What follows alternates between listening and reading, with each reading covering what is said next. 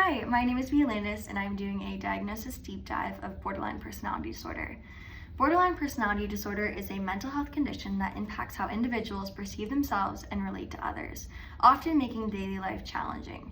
It is characterized by intense and unstable emotions and relationships, impulsive behaviors, and distorted self-image.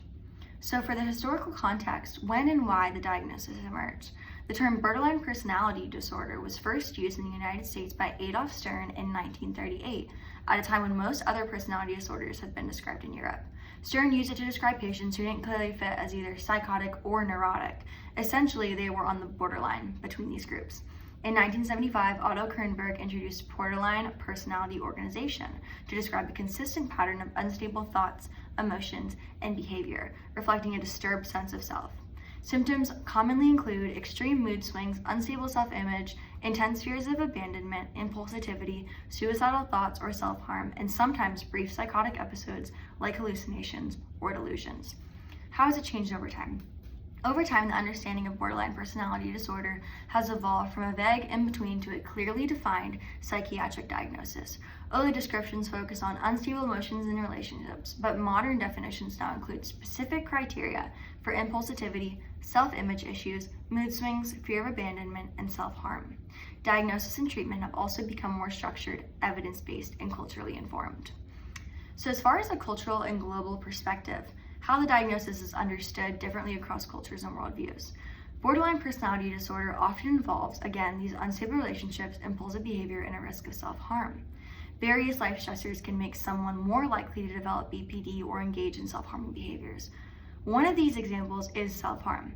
There were clear differences in a systematic review from the National Library of Medicine that show that self-harm can vary across regions. In Eastern countries, 5 studies showed that self-poisoning was more common in 60% of Western countries as opposed to 11% in the Western. In contrast, skin cutting or mutilation was more common in Western countries at 100%, in European countries were at 80%. 2 studies focus on rural areas, one in Sundarban, India, and one in Mississippi, USA. Sundarban had the highest rate of poisoning at 93%, while Mississippi had high rates of skin cutting. Psychological stressors also differed, with interpersonal problems being more common in Western countries than in Eastern ones. Some studies use different terms for BPD, like emotional, unstable, or impulsive, which may reflect cultural differences in how the disorder appears. In China, BPD is not included in the Chinese classification of mental health disorders, but impulsive personality disorder, which overlaps a lot with BPD, is included.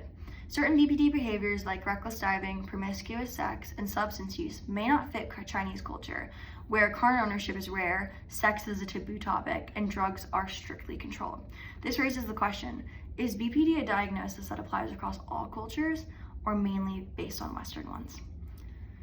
Established knowledge versus debate. So what is widely accepted? Borderline personality disorder is now widely recognized by mental health professionals around the world as a valid psychiatric diagnosis.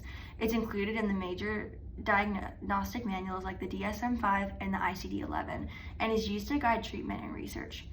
What is widely accepted about personality disorder is it involves patterns of unstable emotions, relationships, and self-image, along with impulsive behaviors and a risk of self-harm. Mental health professionals generally agree that these features define the disorder, even in specific systems or cultural expressions may vary. So what remains contested or uncertain? Outside of specialized treatment settings, borderline personality disorder is often diagnosed through informal, unstructured assessments. This approach has some problems. First, different clinicians often don't agree on the diagnosis. Second, other mental or physical health issues can affect the assessment. Conditions like depression, anxiety, psychosis, substance use, or even a recent mental health illness can look similar to borderline personality disorder. Because of this, a diagnosis should generally only be made with no other illness causing the symptoms. It's also helpful for clinicians to get information from someone who knows the person well before making a final diagnosis. So medical and social explanations. How the diagnosis is framed medically. The term borderline is a psychiatric medical term first used by Stern and Knight to describe patients whose functioning fell between neurosis and schizophrenia, though this group was not clearly defined. Kernberg later developed the concept of borderline personality organization, describing people who use primitive defense mechanisms like splitting, have unstable identities, and struggle with relationships, while still being able to tell reality from fantasy. Grinker and colleagues added that key features of borderline personality symptoms include anger, difficulties in close relationship, identity problems, and feelings of depressiveness and loneliness. So the social environmental relationship or systematic explanations. The National Library of Medicine, in their article, Social Disadvantage in Borderline Personality Disorder, states that a study of social networks examined by how BPD traits relate to social relationships include closeness, trust, support, arguments, and attachment. They also looked at the structure of social networks and how central different people were within these networks. The study found that people with higher BPD traits felt less close and supported by others. They were also less likely to seek emotional support through seeking practical advice was not effective. Negative interactions. Higher BPD traits were associated with more frequent arguments and criticism from network members. And the attachment strengths, contrary to expectations, BPD traits were not linked to lower perceived attachment strengths in relationships overall. As far as social network structure, BPD traits did not affect how connected a person's overall social network was. However, they did influence which people were more central in the network. In people with lower BPD traits, close relationships tended to be more central. In people with higher BPD traits, closeness mattered less, and centrality was more evenly spread. As far as romantic partners, they were more central in the networks of people with lower BPD traits, but less central for those in higher BPD traits. Those who had higher BPD traits also reported weaker attachment to their parents and spent less face-to-face time with them. People can sometimes mistake borderline personality disorder for other mental health conditions because many of the symptoms may overlap. Common conditions are confused with depression or bipolar disorder, anxiety disorder, post-traumatic stress disorder, substance use disorder, or psychotic disorders. Because of this overlap, clinicians usually rule out other mental or physical illnesses before diagnosing BPD.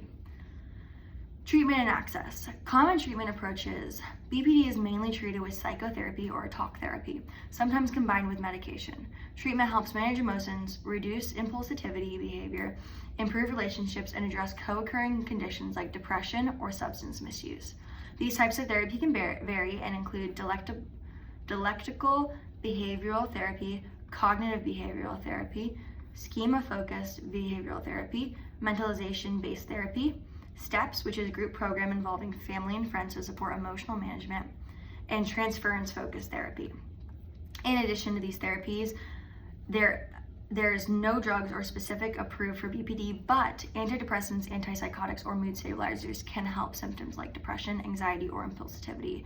Hospitalization is sometimes needed for safety or crisis management. As far as coping and support, people with BPD can improve by learning about the condition, following their treatment plan, avoiding drugs and alcohol, practicing coping skills involving support such as friends or family, setting healthy boundaries, and building a support network. Appointments. When seeing a doctor or mental health professional is needed, it's helped to prepare a list of symptoms, questions about causes and treatment, and information about childhood, relationships, trauma, and family mental health history. Barriers to care or equity concerns.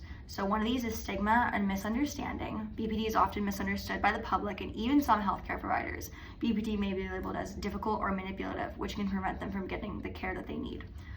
In addition, limited access to specialists. Effective treatments like DBT, MBT, or TFP require trained clinicians who may be scarce.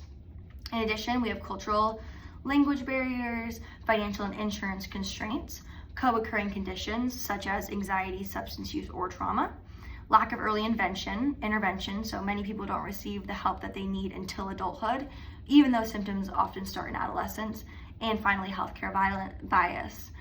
Women, LGBTQ individuals, and racial or ethnic minorities may face bias in diagnosis and treatment, including the dismissive of symptoms and misattribution of behaviors. Implications for social work. We have ethical responsibilities to treat clients with BPD with respect, empathy, and free from judgment. We are required to maintain professional boundaries while building trust, ensure informed consent and collaborate with clients in treatment planning, and advocate for clients' access to appropriate mental health care and resources. There are some professional attentions or cautions. BPD symptoms like intense emotion, self-harm, and interpersonal conflict can create stress for practitioners. Clinicians may feel frustrated or burned out, so supervision and self-care are essential. Again, you want to avoid letting personal biases influence care. Clients are not difficult because of their diagnosis.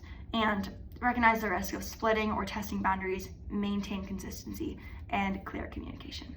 Thank you.